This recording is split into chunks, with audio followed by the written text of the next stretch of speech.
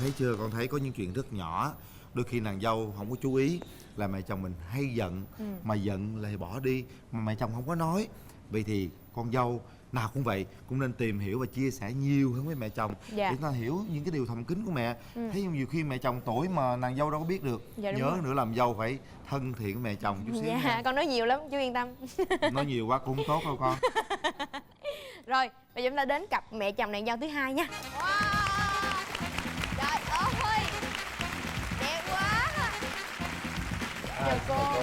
Dạ, chào chị. Mời em. Cứ giới thiệu về mình đi, xin mời cô. Tôi tên là Lâm Thúy. Tôi đến từ quận Tân Bình, thành phố Hồ Chí Minh. Bây giờ cũng nghỉ hưu rồi. Dạ. Chị. Xin chào anh Quỳnh Linh, chào Lê Lộc. Dạ. Em là Trương Thái Hà. Trước kia em làm diễn viên và người mẫu. Hiện nay đang là giám đốc chuyên kinh doanh về các thiết bị về trong ngành hàng hải. Năm thứ 6 làm dâu của mẹ. Được mấy bé rồi? Em có 2 bé. Bé đầu tiên thì 3 tuổi rưỡi, bé sau được 1 tuổi rồi. Trai gái đầy đủ. Chúc mừng luôn. Ôi. Cái ngày đầu tiên mà cô nghe con ruột mình nói là con sẽ có vợ là diễn viên á, thì cô cảm nhận thế nào? Tôi ấn tượng đầu tiên khi tôi nhìn thấy con dâu thì thấy cũng rất là trẻ. Lúc đấy là mới có 21 tuổi. Nhìn thì cũng rất là xinh và ăn mặc phong cách rất thời trang, chứ cũng không biết là diễn viên. Chưa biết diễn viên. Tiếp xúc thì thấy cũng nhanh nhẹn, vui vẻ, cởi mở, và nhìn thì trong cách nói chuyện thì cũng già dặn hơn tuổi. Tức là trẻ nhưng không phải là trẻ con. Có về nhà nấu ăn, nấu cái gì cho cả nhà không? Về cũng nấu nướng, cũng biết. Cái ấn tượng đầu tiên của chị đối với mẹ chồng là như thế nào chị? Mình và ông xã là quen nhau nhờ mai mối. Thế là cái người mai mối đó dẫn mình đi ăn một cái đám cưới họ hàng bên nhà bố mẹ. Lúc đó mình không biết đây là mẹ chồng tương lai đâu, nhưng mà nhìn thấy, quan sát trong bàn tiệc thì thấy có một cô mặc rất là thời trang, nhưng mà mặt cô hơi nghiêm nghị một chút, thành ra mình cũng hơi sợ. Thì ông xã hiện tại đó với lại cái chị mai mối đó mới nói là đó là mẹ của ông xã. Thì mình cũng im lặng, mình chưa dám tiếp xúc, mình chưa dám nói chuyện gì hết, và cứ ngồi lặng lẽ quan sát. Thì thấy mẹ có vẻ bên ngoài là thời trang hiện đại, nhưng mà trong nét mặt thì có hơi khó chịu một chút. Có một lần đi quay phim về mà mặc đồ thời trang lắm, váy ngắn lắm. Rồi ảnh kêu là em đi vô nhà chơi đi, chào ba mẹ đi, nói chuyện với ba mẹ đi, chứ hồi đó giờ chưa có vô nhà chơi lần nào hết.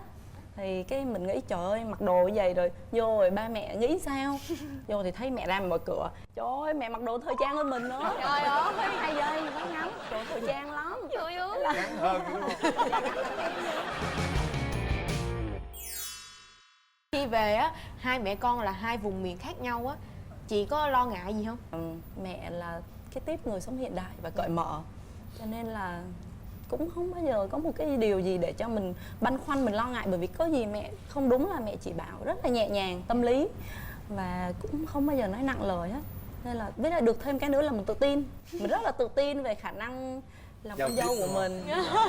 Không, thực ra thì lúc cũng biết là Hà cũng đi tham gia một số cái bộ phim. Thực sự thì mẹ lại thấy phấn khởi, bởi vì đấy là cái sở thích mà chính mẹ cũng thích nghệ thuật, nhưng mà mẹ không làm được như con. Hay đó. Chứ đôi khi có những người mẹ chồng mà thấy nghe nói con dâu con rể đi làm diễn viên là bắt đầu lo. Đấy là tâm lý chung của nhiều người. Ở nhà hai mẹ con có hay tâm sự với nhau không chị? Hai mẹ con thì thường xuyên tâm sự luôn. Tâm sự từ cái phong cách ăn mặc cho đến cách nấu nướng, rồi đến quan điểm sống hàng ngày. Tức là mình coi mẹ giống như là một người mẹ của mình á. Trong cái vị thế của mình là một người con dâu, nhưng mà cái tâm thế của mình luôn luôn là một người con đẻ, chứ không bao giờ có một cái khoảng cách nào giữa hai mẹ con hết. Vậy thì hai mẹ con hợp gu về cái gì nhất? Chắc là anh Thời nhìn là trang anh đúng biết. không? Dạ, Uống nè, Thời trang. nghệ thuật nè đúng không? Nghệ thuật. Rồi không có cái gì mà không hợp nhau. Chỉ có con dâu hơi nói nhiều hơn mẹ tí thôi. Nói nhiều cô có ngại không cô? Không nói nhiều nhưng mà cũng chẳng có vấn đề gì hết. Nói thì nói thẳng, nói thật dễ mất lòng, nhưng mà xong đấy lại thôi, không có để bụng hay nói bộp chộp, nhưng mà nói xong lại quên, hay quên. Ví dụ như bọc chập lần nào mà cô để ý, cô nhớ nhất? Em hay dạy chế, thành ra là mình không có đi chợ, không có nấu nướng được đảm đang lắm. Nên là mẹ hay dậy sớm mẹ đi chợ rồi mẹ nấu nướng. Mà mình con dâu mới về mà mình không nấu cơm nấu nước thì mình cũng ngại. Thành ra là khi mà mình ngủ dậy rồi mình xuống bếp rồi thấy mẹ đang nấu cơm, cái là mình ngại quá, mình cứ đứng lăn quanh sau lưng mẹ để xem mình có phụ được cái gì không. Mẹ đang chiên cá thì dầu ở trong cái chảo đó nó mới văng ra, Rồi mẹ bị phỏng. Ý em muốn nói với mẹ rằng là mẹ ơi thôi mẹ cứ kệ nó đi, mẹ để nó đi để con làm cho. Nhưng mà tính mình hay nói bột chột quá mà lỡ miệng em nói là thôi kệ mẹ đi.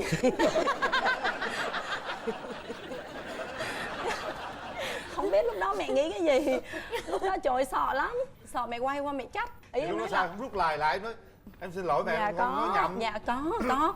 Nhìn thái độ mẹ xong cái thấy mẹ cười ra rồi là mình cũng mừng, mình thở phào rồi xong mình quay qua nói là xin lỗi mẹ.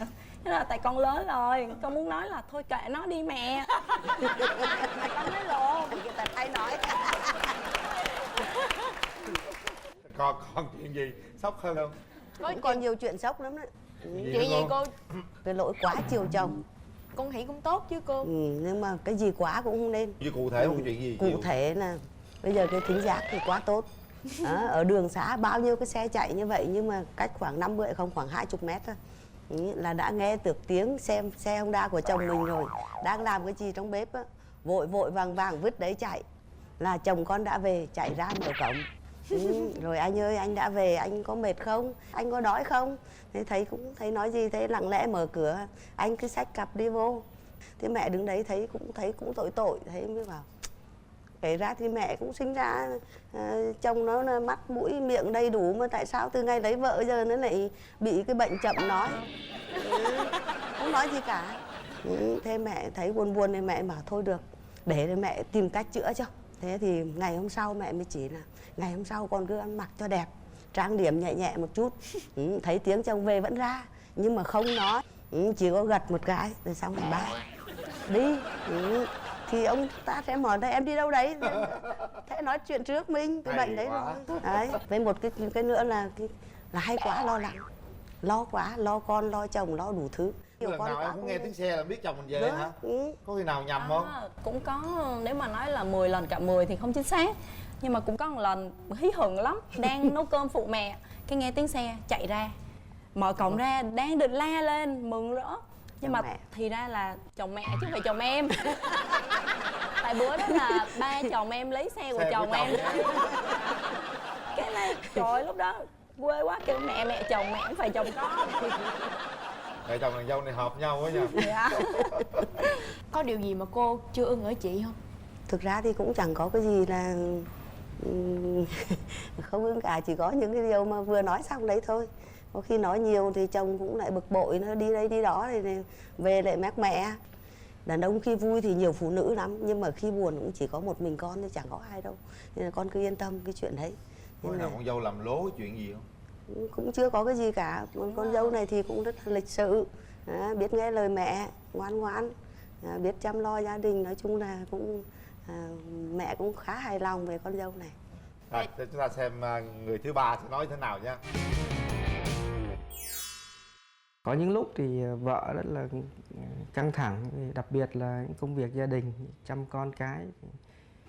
Mình thì thỉnh thoảng thì cũng lướt web, mình chơi game hoặc là xem phim trên mạng. Vợ mình cũng nóng nảy lên thì cũng đòi là đập máy.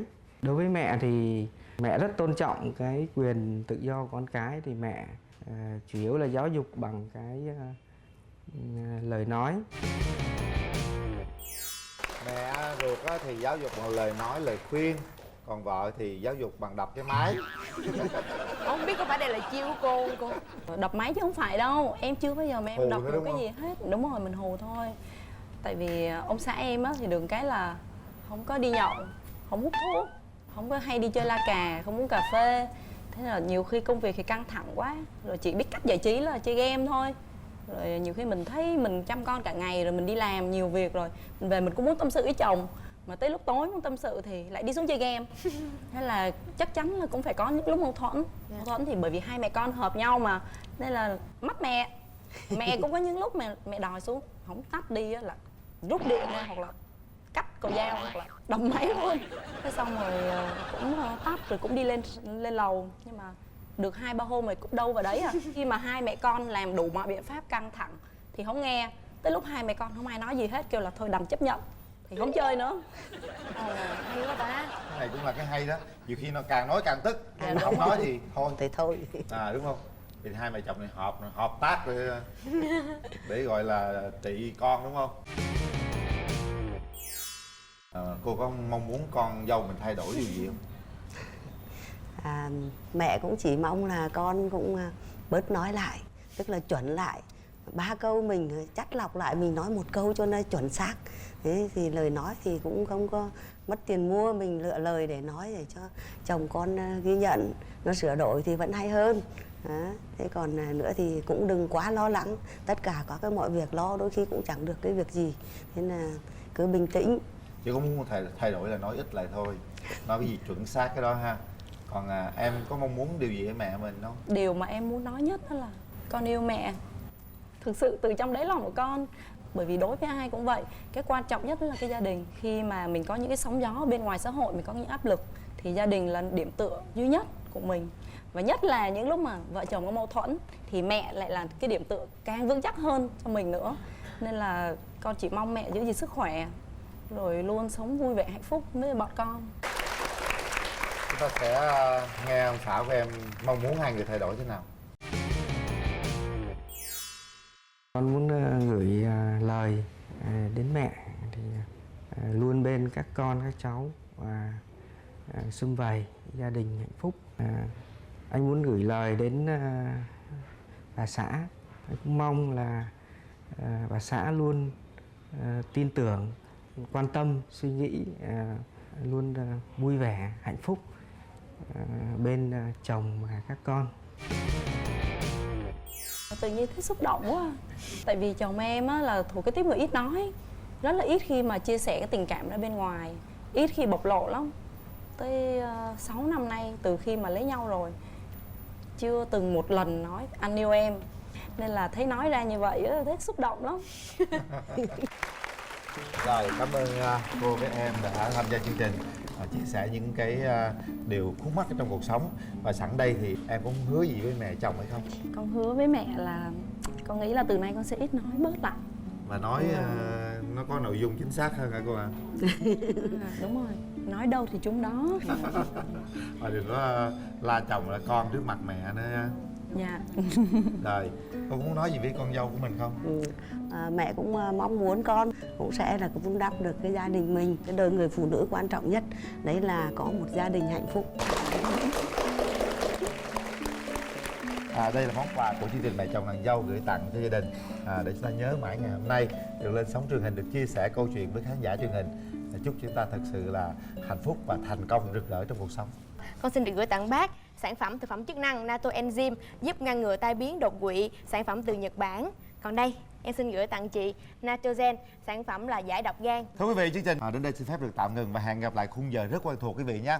15:40 thứ Bảy hàng tuần trên kênh HTV7. Và chúng ta có thể xem lại chương trình trên kênh YouTube MCV Media và cổng thông tin Love TV.